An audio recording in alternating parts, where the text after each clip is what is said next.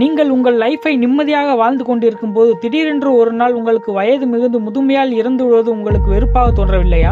இவ்வாறு இறந்து போகக்கூடிய இந்த அற்புதமான ஃபீச்சருக்கு நீங்கள் ஸ்கம்பக் எவல்யூஷனுக்கு நன்றி சொல்லியே ஆக வேண்டும். ஆனால் மனிதர்கள் மற்றும் எல்லா உயிரினங்களும் ஒருபோதும் வயதாகி இறந்து போகாதபடி பரிணாம வளர்ச்சி அடைந்திருந்தால் இந்த ஏற்றுக்கொள்ளக்கூடிய லாஜிக்காக இருக்குமா? அல்லது இறந்து போவதை விட என்றென்றும் உயிரோடு வாழ்வது பரிணாம ரீதியாக சாத்தியமாக இருந்தாலும் அதில் ஏதாவது அட்வான்டேஜஸ் இருக்குமா? சரி, இதை பற்றி நாம் பேச தொடங்குவதற்கு முன் மனிதர்கள் உண்மையாகவே ஏன் இறந்து போகிறார்கள் என்று உங்களுக்கு தோன்றும் அல்லவா? உண்மையாகவே இது நல்ல கொஸ்டின் தான். இருப்பினும் அதற்கு பல காரணங்கள் உள்ளன. இந்த காரணங்கள் எல்லாம் இருக்கட்டும், ஆனால் மனிதர்கள் ஏன் முதுமை அடைந்து இருக்கிறார்கள்? இதற்கான ஆன்சர் ஷார்ட்டாக சொல்ல வேண்டும் என்றால் டெலோமியர்ஸ். இதற்கான தெளிவான லாங் ஆன்சரும் டெலோமியர்ஸ் தான். இந்த டெலோமர்ஸ் ஆனது டிஎன்ஏவின் முடிவு பகுதியில் அமைந்துள்ளன. ஒவ்வொரு முறையும் ஒரு செல் பிரிக்கப்படும் போது அந்த செல் குறுகிக் கொண்டே இருக்கிறது. இவ்வாறு தொடர்ந்து ஒரு செல் குறுகிக் கொண்டே இருப்பதால் ஒரு கட்டத்தில் அவை மிகவும் சிறியதாக மாறுகிறது. பின்பு ஒரு கட்டத்தில் செல் தன்னைத்தானே தக்க வைத்துக் கொள்ள முடியாத நிலையை அடைந்து தன்னைத்தானே அழித்து தற்கொலை செய்து கொள்கிறது. இதில் நகைச்சுவையான விஷயம் என்னவென்றால் நமக்கும் அதே நேரத்தில் வயதாகி இறந்து விடுகிறோம். ஆனால் பரிணாம வளர்ச்சியில் ஏன் டெலோமியர்கள் இந்த குறிப்பிட்ட காலகட்டத்திற்கு மட்டும் இருக்குமாறு உருவாக்கப்பட்டது? ஏன் இன்னும் அவை 10 மடங்கு அதிகமான காலகட்டம் நீடித்து இருக்கவில்லை? அப்படி இருந்தால் நாமும் 10 மடங்கு அதிகமாக காலகட்டம் வாழ்ந்து இருக்க முடியுமா? அப்படி இருந்தால் அது இன்னும் பெட்டராக இருந்திருக்கும் அல்லவா? ஸ்டெகோசோரஸ் டைனோசர் இனம் ஒரு வால்நட் அளவுதான் மூளை சைஸை கொண்டுள்ளது. இதற்கும் இந்த டாபிக்கும் எந்த சம்பந்தமும் இல்லை. இருந்தாலும் இதுவும் ஒரு உண்மைதான். பொதுவாக மெனோபோஸ் எனப்படும் பெண்களின் மாதவிடாய் சுழற்சியின் நிறுத்தம் சுமார் 50 ஆண்டுகளுக்கு பிறகு நின்று விடுகிறது. இந்த எண்ணிக்கைக்கு பின்னால் உள்ள காரணம் மனித வரலாற்றில் பெரும்பாலான மனிதனின் சராசரி ஆயுட்காலம் தற்போதைய 70 ஆண்டுகளுடன் ஒப்பிடும்போது வெறும் 25 ஆண்டுகள் மட்டுமே ஆகும். ஆல்மோஸ்ட் எந்த ஒரு ஆணாக இருந்தாலும் சரி, பெண்ணாக இருந்தாலும் சரி, அவர்கள் ஒரு குறிப்பிட்ட காலகட்டத்தை அடைந்தவுடன் முதுமையால் இறந்து விடுவார்கள்.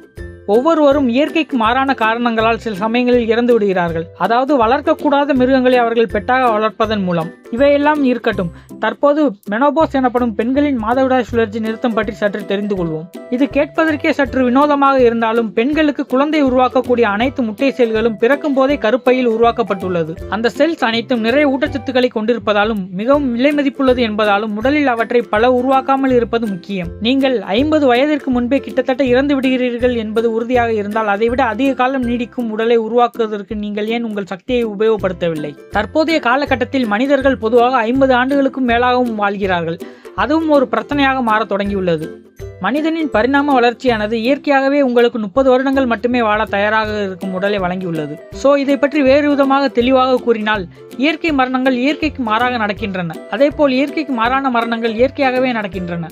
இருப்பினும் தொழில்நுட்பம் மற்றும் மருத்துவத்தின் முன்னேற்றத்துடன் மனிதனின் சராசரி ஆயுட்காலம் அதிகரித்து வருகிறது. 2000 காலகட்டத்தில் பிறந்த மனிதர்கள் 2100 காலகட்டத்தை அடைவதற்கு நல்ல வாய்ப்புகள் உள்ளது. நீங்கள் 2000 பிறந்திருந்தால் கூட அடுத்த நூற்றாண்டை காண உங்களுக்கு இன்னும் நல்ல வாய்ப்புகள் உள்ளன. டயபெட்டிஸ், மெட்ஃபார்மின் போன்றவை மனிதர்களின் ஆயுளை 50% வரை நீடிக்கும். நீங்கள் உங்கள் உறுப்புகளை செயற்கையான கருவிகளை கொண்டு மாற்றி அமைப்பதால் உங்களால் ஒரு சைபர்க்காக மாற முடியும். இது எப்படி சாத்தியம் என்றால், உங்கள் உடலின் உள்ளே பல்லாயிரக்கணக்கான செயற்கையான நானோபாட்ஸ், அதாவது மிக மிக சிறிய மெட்டாலிக் ரோபோட்ஸை நோய் தடுக்கும் வகையில் புரோகிராம் பண்ணப்பட்டு உங்கள் உடலின் உள்ளே செலுத்துவதால் உடலில் நோய் பரவாமல் தடுத்து உங்களை இன்னும் நீண்ட காலம் வாழ வைக்கும். இதேபோல் உங்கள் உடலை முழுவதுமாக மாற்றி அமைப்பதை பற்றி என்ன நினைக்கிறீர்கள்? சரி, தற்போது சொல்லுங்கள். உங்களிடம் 2 உடல்கள் உள்ளது. அதில் ஒரு உடம்பில் நன்றாக ஜங்க் ஃபுட் சாப்பிட்டுக் கொண்டு பெட்டில் படுத்துக்கொண்டு டிவி பார்க்கிறீர்கள். மற்றொரு உடல் உங்களின் அன்றாட வேலையை செய்ய வெளியே செல்கிறது. இந்த முறையும் வேண்டாம் என்றால் உங்களின் மூளையை செயற்கை நுண்ணறிவு உள்ள ஆர்டிபிஷியல் இன்டெலிஜென்ஸ் போல இன்டர்நெட்டில் அப்லோட் பண்ணிவிடுங்கள். அப்படி பண்ணிவிட்டீர்கள் என்றால் எப்பொழுதும் அழிவின்றி வாழ்ந்து கொண்டே இருக்கலாம். ஆனால் ஒரு புத்திசாலி ஒரு முறை கூறியது போல், யாரும் பர்பஸ் இல்லாமல் இங்கே உயிருடன் இல்லை. அதேபோல் யாரும் யாருக்கும் சொந்தம் இல்லை. நாம் அனைவரும் ஒரு நாள் இறக்கத்தான் போகிறோம்.